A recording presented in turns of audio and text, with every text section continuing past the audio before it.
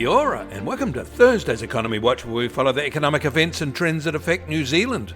I'm David Chaston, and this is the international edition from interest.co.nz, and today we lead with the good bits of news which seem to dominate, but are in fact masking some less than good trends nested within them. First up, the US ADP employment report on private payrolls for October reported a 42,000 rise in filled jobs, much better than the 29,000 shedding in September, and also better than the expected 25,000 gain observers had thought. They also reported that pay growth has been largely flat for more than a year. However, the October job gains are all concentrated in California and the other two Pacific states. Without their 37,000 jobs gain, things would look rather sombre, which is what the rest of the country faces. This survey does not cover public sector employees, and of course that is currently very negative given Trump's shutdown. And we should note that this federal government shutdown is now the longest in US history, and now longer than Trump's first 2018-19 one. We should also note that oral arguments are being heard in the US Supreme Court's review of the legality of Trump's tariffs. Given the stacked nature of the court, no one really expects him to rule the Trump actions as illegal, but there was a surprising amount of skeptical questioning around the legal basis earlier today.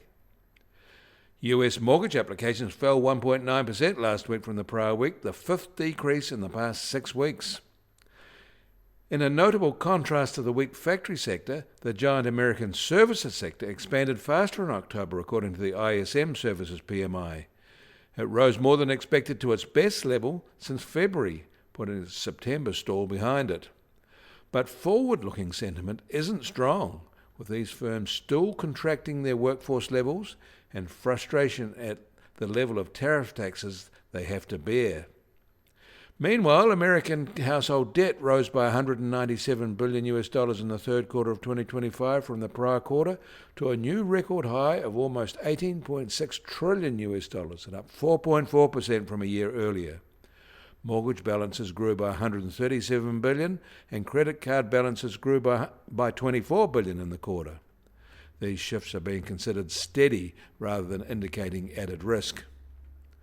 Across the Pacific and China, the private S&P Global Services PMI has remained modestly expansionary in October and still better than the official version. The sector continues to be supported by a faster rise in overall new business, although export sales fell modestly. Meanwhile, efficiency drives led to staffing levels reducing in part due to cost concerns. Despite higher input costs, output charges fell fractionally, while business confidence regarding the year ahead softened. In Europe, Germany reported a rise in factory orders in September from the prior month. However, that still leaves them 4.4% lower than year-ago levels. They will be encouraged by the recent uptick, which was better than expected though. The new order uptick in car, electrical and transportation sectors were particularly encouraging. And Sweden's central bank kept its policy rate unchanged at 1.75% at its October meeting overnight, as widely anticipated. Tonight, the Norwegians will review their 4% rate, and they aren't expected to make any changes either. The US Treasury 10-year yield is now at 4.15%, up 7 basis points from yesterday at this time. And the price of gold will start today at $3,982 an ounce, up $14 from yesterday. But American oil prices are 50 cents lower at just under $60 a barrel now, with the international Brent price just under $64 a barrel. And the Kiwi dollar is now just under 56.6 US cents, down 10 basis points from yesterday. Against the Aussie, we're down 20 basis points at 87 Australian cents. Against the euro, we're unchanged though at 49.3 euro cents. That all means our trade-weighted index starts today at just under 61.3 and only marginally softer from yesterday.